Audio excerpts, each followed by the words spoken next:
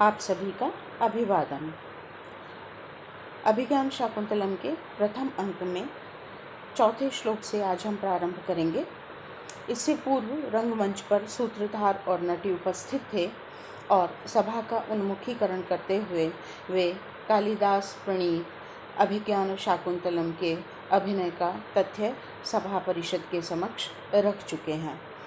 सूत्रधार ग्रीष्म ऋतु को अधिकृत कर गान करता है और नटी से आग्रह करता है कि शीघ्र ही प्रारंभ हुए इस ग्रीष्म ऋतु के संदर्भ में कुछ गायन करो, कुछ गाओ और इस परिषद में बैठे हुए विद्वज्जनों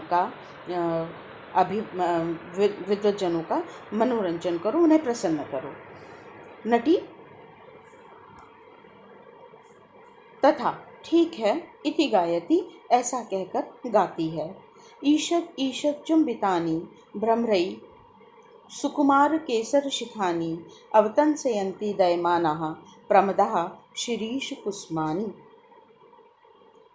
प्रमदः प्रकृष्ट मद से युक्त, मदयुक्ता प्रकृष्ट मद से युक्त, युवावस्था के मद से युक्त युवतियाँ, तरुणी स्त्रियाँ, दयमानः सदयः दया से युक्त होकर, भ्रमरई भ्रमरों के द्वारा, ईषद ईषद चुंबितानि शनै शनै, ईषद ईषद धीरे धीरे, शनै शनै चुंबितानि चुंबन किए गए अर्थात रसपान किए गए, सुकुमार केसर शिखानी अत्यंत कोमल केसरों के किंजलकों के शिखाओं अर्थात अग्रभागों से युक्त या अग्रभाग वाले, शिरीष पुष्प कुसुमानी शिरीष के पुष्पों को, अवतंसयन्ति कर्णाभूषण बना रही हैं, कर्णाभरण बना रही हैं।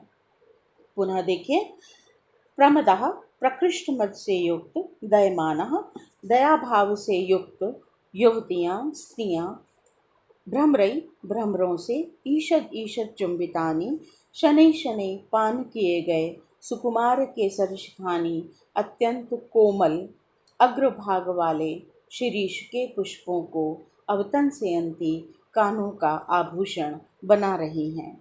यहाँ देखिए बहुत सुंदर वर्णन नटी ने ग्रीष्म ऋतु का किया है, क्योंकि शिरीष के वृक्ष में जो पुष्प हैं वे ग्रीष्म ऋतु में ही आते हैं और संभवतः जितनी भी पुष्पों की प्रजातियां हैं उन सब में सर्वाधिक कोमल यदि कोई पुष्प होता है तो वह शिरीष का पुष्प होता है, जिसे हम ग्राम्य भाषा में या सामान्य बोलचाल की भाषा में कहें तो सिरस का फूल कहते हैं।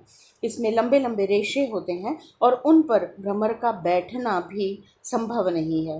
तो कवि कल्पना करता है वहाँ पर कि वह मानो उनके मुरझा जाने के भय से उनका ईषद ईषद चुंबन करता है, शनै शनै रसपान करता है। ऐसे अत्यंत कोमल जो शिरीष के पुष्प हैं, कोमल अग्रभाग वाले शिरीष के पुष्प हैं, उनको युवती स्त्रियां अपने कानों का आभूषण बना रही हैं। कैसे? दयमानः दया से युक्त होती हुई, सदया दया से युक्त होती हुई अपने कानों का आभूषण बना रही हैं। संस्कृत साहित्य में शिरीष के पुष्प को कर्णाभूषण के रूप में धारण करने का प्रचुर वर्णन उपलब्ध होता है और कालिदास का तो यह विशेष प्रिय है। यही इसी नाटक में आगे जब विरह से युक्त दुष्यंत शकुंतला का चित्रांकन करता है तो भी वह उसका जो शिरीष का पुष्प कान में आभूषण के रूप में पहना हुआ है उसे स्मरण करता है और विशेष रूप से उसका अंकन करता है। अब यहाँ पर व्यंजना की बात करें। शब्द की 3 शक्तियाँ होती हैं, अभिधा, लक्षणा और व्यंजना, और जहाँ अर्थ व्यंग्य होता है या अभिधा और लक्षणा के साथ या अभिधा के साथ या केवल लक्षणा के साथ, इसके साथ जब व्यंग्यार्थ भी कुछ निकलता है तो वहाँ काव्य की उत्तमता बढ़ जाती है, उत्तम काव्य की श्रेणी में आता है। यहाँ भी कवि ने इस पद्य के माध्यम से कथा वस्तु, नाटक और उसके पात्रों का व्यंजनात्मक ध्वन्यात्मक वर्णन किया है। जैसे यहाँ पर भ्रमर पद रखा है, यह दुष्यंत का प्रतीक है। भ्रमर पुष्प का धीरे धीरे रसपान करता है या किंचित किंचित रसपान करता है, अर्थात जैसे दुष्यंत ने शकुंतला का किंचित किंचित वर्ण किया, किंचित किंचित उसका उपभोग किया और फिर उसे भूल गया। तो यहाँ भ्रमर वृत्ति जो है वह दुष्यंत से संयुक्त होती है। जो कोमलता है वह कोमलता शकुंतला से संयुक्त होती है कि शकुंतला भी ऐसे ही अत्यंत कोमल है। और शकुंतला को विशेष रूप से जो पुष्पों का आभूषण पहनना या विशेष रूप से शिरीष के पुष्प का आभूषण पहनना उसका मन पसंद है, अतः वह शकुंतला का प्रतीक है। साथ ही कहा ईषद ईषद चुंबितानी, धीरे धीरे रसपान करना और फिर उसे भूल जाना। तो यहाँ कथा की ओर संकेत भी है कि जैसे दुष्यंत ने शकुंतला को आगे चलकर किंचित रसपान करने के पश्चात आगे चलकर भुला दिया। साथ में यहाँ युवतियों के लिए दयमाना पद का प्रयोग किया है। विशेष रूप से स्त्रियों का स्वाभाविक गुण है दया, उनमें विशेष रूप से पाया जाता है। तो दया से युक्त स्त्रियां कर्णाभूषण बना रही हैं शिरीष के पुष्प को। तात्पर्य ये है कि जैसे वह पुष्प किंचित उपभोग करके त्याग दिया गया, तो उसके प्रति जो स्त्रियां हैं वे सदया हैं, दया से युक्त हैं, इसलिए मानो त्यक्त उन पुष्पों का ग्रहण कर रही हैं। एक तरह से जो मनोवृत्ति है उसको सहलाने का भाव यहाँ पर है कि जो परित्यक्त है उसे पुनः ग्रहण किया स्त्रियों ने दया से युक्त होते हुए। और यहाँ संकेत जो शकुंतला की मातुश्री मेनका है उनके द्वारा शकुंतला को उठा लेना या उसका उस विपत्ति काल में उसका परिपोषण करना, ये भाव यहाँ पर व्यंग्य के रूप में अभिव्यक्त होता है। अब इसकी किंचित व्याकरण देख लेते हैं। कहा ईषद ईषद पुनरुक्ति है। सुकुमार केसर शिखानी, सुकुमारः केसराणाम शिखा येषाम, अत्यंत कोमल है किंजलकों का अग्रभाग जिनका। तानी उन सुकुमार केसर शिखानी, प्रथमा विभक्ति का बहुवचन है। उनको द्वितीय विभक्ति का बहुवचन है। सुकुमार केसरों के अग्रभाग वाले शिरीष के पुष्पों को ये शिरीष कुसुमानी का विशेषण बन जाता है। और विशेष्य में जो विभक्ति प्रत्यय लगा हुआ होता है, विभक्ति आदि लगी होती हैं, वही विशेषण में भी लगती हैं। दयमानः सदयः, प्रमदः मदयुक्तः, मद से युक्त, प्रकृष्टेन मदेन युक्तः, प्रकृष्ट मद से युक्त, तृतीया तत्पुरुष समास होता है। अवतंसयन्ति, अब उपसर्ग है यहाँ, तंस धातु है और घय प्रत्यय करके अवतंस पद बनता है और फिर प्रेरणार्थक णिच प्रक्रिया होती है और लट लकार के प्रथम पुरुष बहुवचन का रूप बनता है अवतंसयन्ति। यहाँ पर कार्य कारण भाव को अभिव्यक्त किया गया है। क्यों शिरीष के पुष्पों को धारण कर रही हैं स्त्रियां, तो इसलिए यहाँ पर कार्य कारण सहेतुक वर्णन होने के कारण काव्यलिंग अलंकार का प्रयोग किया गया है और अनुप्रास अलंकार का प्रयोग है। और साथ ही यहाँ पर उद्गाथा छंद है। पूर्वार्धे उत्तरार्धे मात्रास्त्रिंशदिति सुभग संभणिता सा उद्गाथा उक्ता, जिसके पूर्वार्ध और उत्तरार्ध दोनों में 30-30 मात्राएं हों उसे उद्गाथा छंद कहते हैं। वहाँ पर उद्गाथा छंद होता है।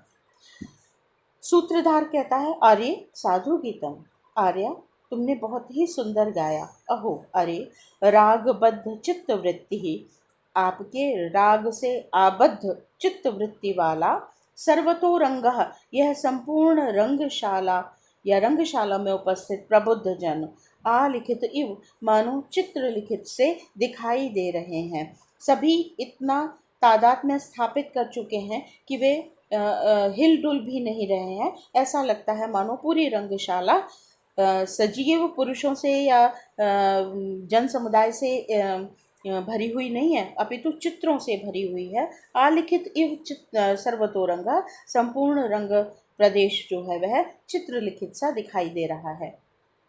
तदिदानीम, तो अब इस समय कथमत प्रकरणम आश्रित्य, किस प्रकरण का आश्रय लेकर एनम आराधयामः, इस सभा का आराधन करें, इस सभा को प्रसन्न करें। नटी ननु आर्य मिश्रई प्रथममेवाज्ञप्तम, निश्चित रूप से आर्य श्रेष्ठ ने प्रथममेवाज्ञप्तम पहले ही आज्ञा दी है, पहले ही अपना मनोरथ अभिव्यक्त किया है कि अभिज्ञान शाकुंतलम नाम अपूर्वम नाटकम, अभिज्ञान शाकुंतल नामक अपूर्व नाटक का प्रयोगे अधिक्रियताम प्रयोग किया जाना है। सूत्रधार ने कहा किस प्रकरण का। भूमिका भाग में हम इस चीज को देख चुके हैं कि रूपक के 10 प्रकार होते हैं, प्रकरण उनमें एक प्रकार है।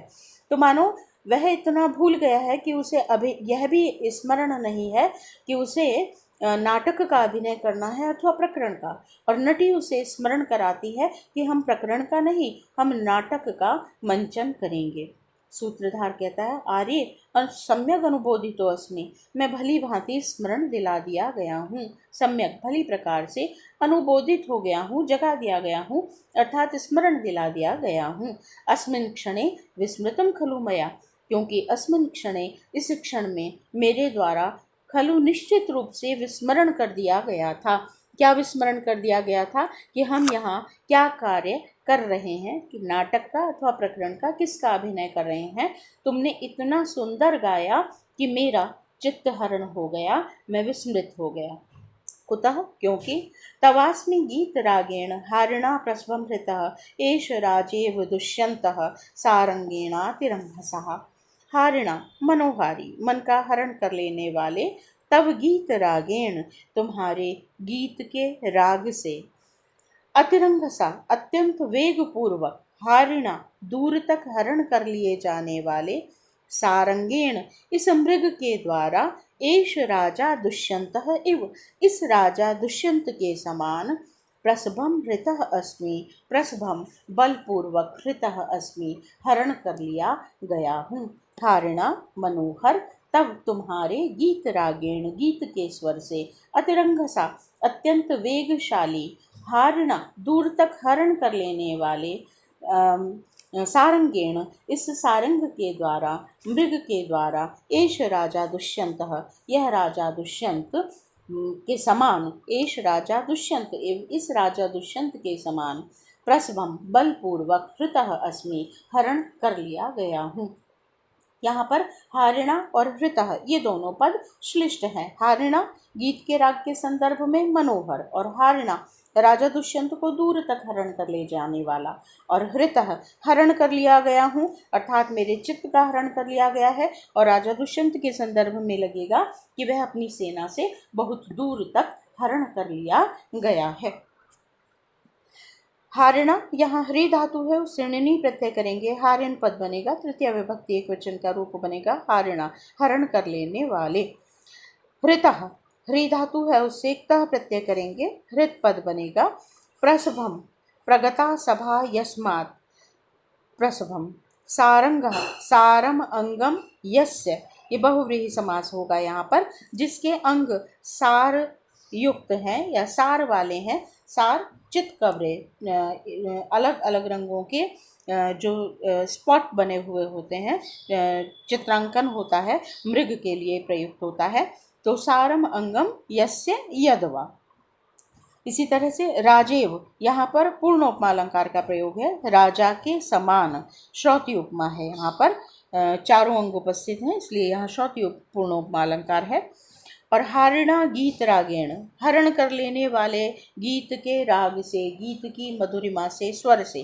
तो यहाँ पर सहेतुक वर्णन है, काव्य जो कारण बताया गया है गीत के राग से हरण किए जाने का, इसलिए यहाँ पर काव्यलिंग अलंकार है, और श्रुत्यानुप्रास और वृत्त्यानुप्रास अलंकार का भी प्रयोग है।